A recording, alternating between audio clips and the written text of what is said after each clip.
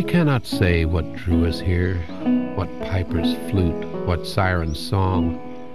In younger days, another year, while sun was low and shadow long. And nature was our friend and foe. She dealt us pain, she brought us bliss. Our Mother Earth we came to know was nurturer and nemesis. We've seen her change since we rode in.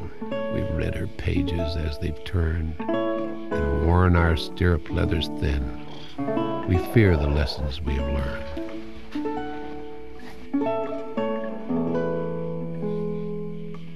Are we her stewards, foes, or friends? And who could better serve the earth? We throw these questions to the winds and ride toward answers' timely birth.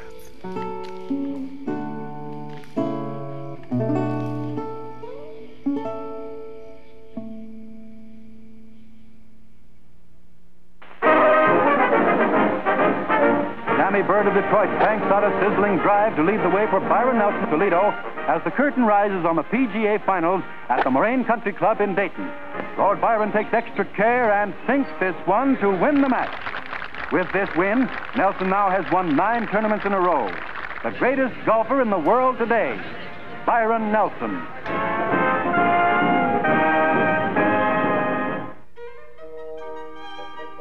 In 1945, Byron Nelson took command of the golf world, bridling old man Parr, riding a winning streak that will never be broken.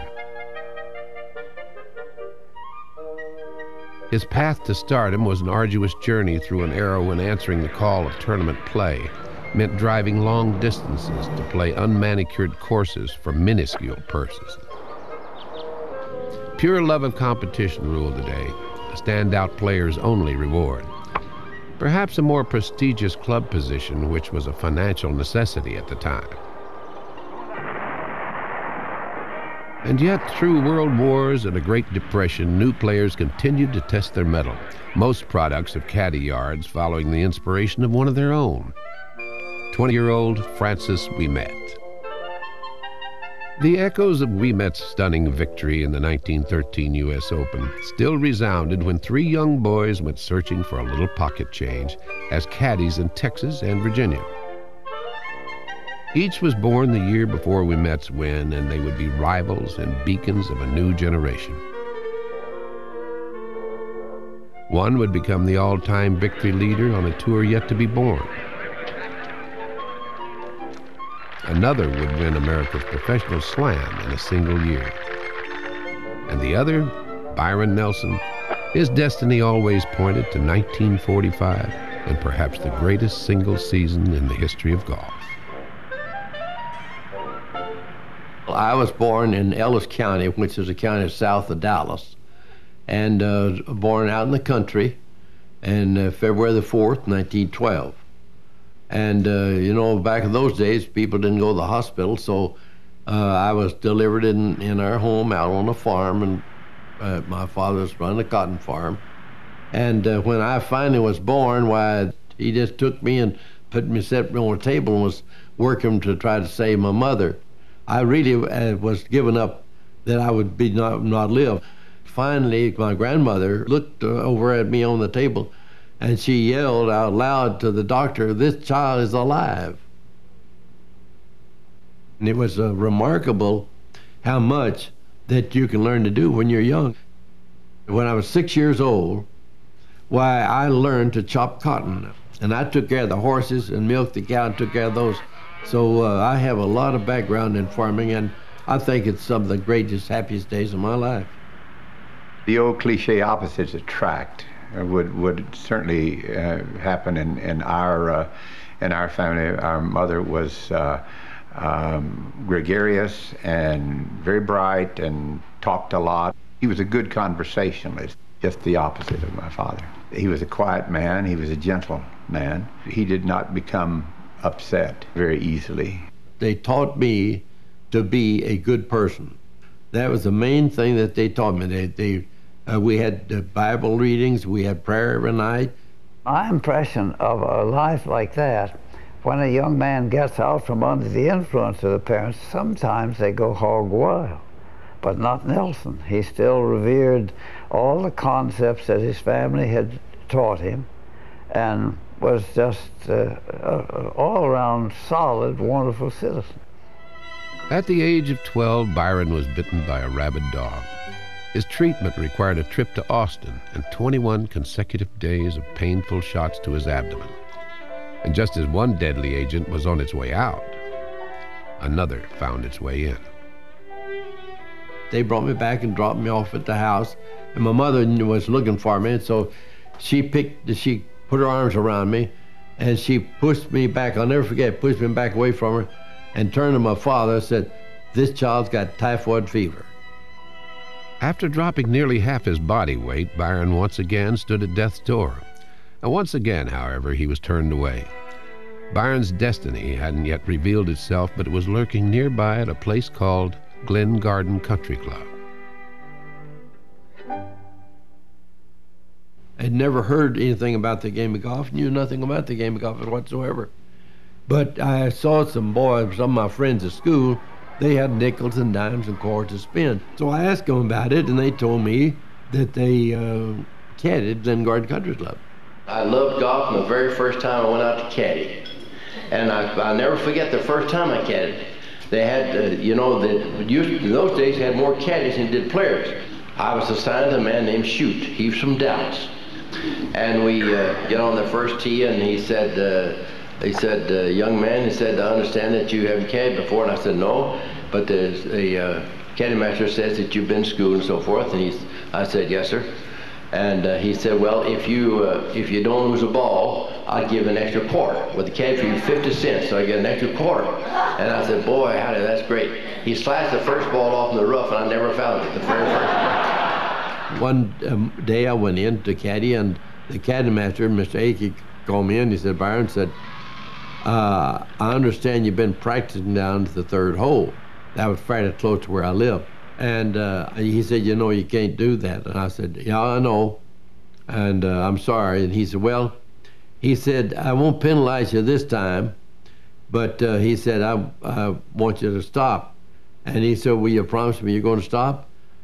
And I said, "No, I'm not going to promise you, because I'm not going to lie about it. I'm still going to practice somewhere." So what I did then, after dark, I'd go over and practice around this green.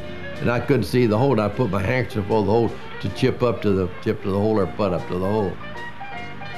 I learned to pitch the old ball over the house, and I practiced chipping off the rug on the floor, chipping the ball upon the bed. I just constant.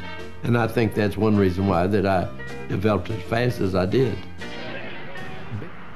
Byron is so much credited for bringing the golf and his way of swinging, so-called modern way of swinging, out of the hickory shaft era and into steel shafts.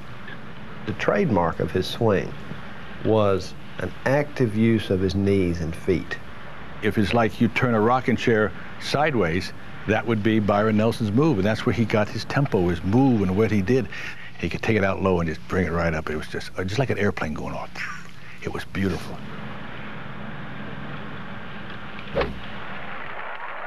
I was 14. I was playing the USGA Juniors at Los Angeles Country Club, and Byron gave a clinic for the boys, and I never forget the day, because he was fantastic.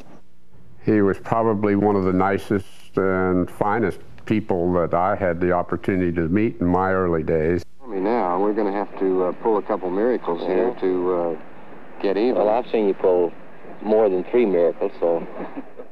Over the years, Byron continued to find time for youth, dedicating himself to a life of service in the game. He had made a distinct impression on a new generation of players, and in 1965, many of those players would give Byron a unique honor. In 1965, I was captain of the Ryder Cup team, and the thing that made me real happy about being captain of the Ryder Cup team, the team was chosen and then picked me to be the captain. That makes you feel real good. Arnold Palmer secures the Cup for America for the 13th time. Congratulations from Byron Nelson, the Americans' captain. They'd won by 18 matches to 11 with 3 hard. When Byron began his television commentating in the late 1950s, Little did he know that a decade later he would be broadcasting for his own tournament. In 1967, a group of men in Dallas representing the Salesmanship Club, a charitable organization that funds youth camps, approached Byron asking for his help with a fledgling tournament they had just begun sponsoring. The Salesmanship Club decided that it wanted a prestigious name connected with the tournament. So we talked about one person or another, and finally we decided that Byron was local, he was here, and nobody had a better name than he had. We'd invite him to allow us to use his name on the tournament. I have people, when a man just recently came up to me and thanked me, said, "Byron, I thank you for your tournament." I said, "Well, I thank you for being there." And he said, "Well, I haven't been to your tournament, but I had a 13-year-old son that I'd practically lost. And the Salesmanship Club took him in this 5 years ago, and in 11 months we got him back, and he's great." And when you get things like that, why, you know it's what it's for. And of course, you already got your check, and you made more than double today what I made in my entire whole career of playing golf. Well, I met Byron, I think, for the first time when I was about 16. He came up to me and says, "You know, people back off, I need to talk to this little kid." And I felt pretty special at that moment. And then to win his tournament was definitely an honor. This is, you know, by far, you're a true gentleman. And the game needs that. We look up to you. I know I do. And we truly admire what you've done, not only on the golf course, but the way you conduct yourself as a person. Thank you. I met Peggy at Dayton. I was playing in a little Bogey Busters tournament, and I was doing a clinic with Eddie Marions. I had just started playing golf and basically hated it. I thought it was a terrible waste of time, and it was awfully hard and everything. I played tennis and softball, so. But they were having this Bogey Busters thing, and a friend of mine said, "You need to go out to the Bogey Busters because Byron Nelson is giving a clinic." And I said, "Who's he?" And she and 2 or 3 of the other ladies were walking along with us, and so she had on dark glasses, and at along about the 12th hole. And I don't know why I ever did it, because I never did anything like that before in my life. He said, "Would you please take your glasses off? I want to see your eyes." And I just was sort of amazed at that, because no one had ever done anything like that before with me. And she took her glasses off, didn't smile at anything, and I said, "Thank you very much," you put them, and I went ahead and played. So when we finished the round, we said goodbye, and I never saw her again or heard anything from her. It was one of those fateful moments whose meaning would not be realized for quite some time. In March of 1986, Byron, still grappling with the painful loss of Louise, received a call from Cy Lauder in Dayton, inviting him to play once again in the Bogey Busters. Then the moment became clear. He was 74 years old, and I was just in my early 40s and single, and I stood there and I looked at him and I thought, I'm in love with this guy. That's what this is all about. Because I never had that kind of fan adulation for anyone. She was a breath of fresh air for Byron. She encouraged him, and she supported him. And it was obvious that he was very deeply in love with her. And the next year, when he came to Bel Air, and he came back with a smile from ear to ear, I want you to know, because he was a happily married man to Peggy, and she's provided much happiness for him in the years that followed. Gentleman, gentleman, a righteous heart ever forward. Always at his side, God's amazing grace. Patience, compassion, his ministers of thankfulness, sharing old wisdom with new. A simple life shines through the complexities beyond. A long journey returning to where it began. among gentle breezes. A gentle spirit, a gentle man.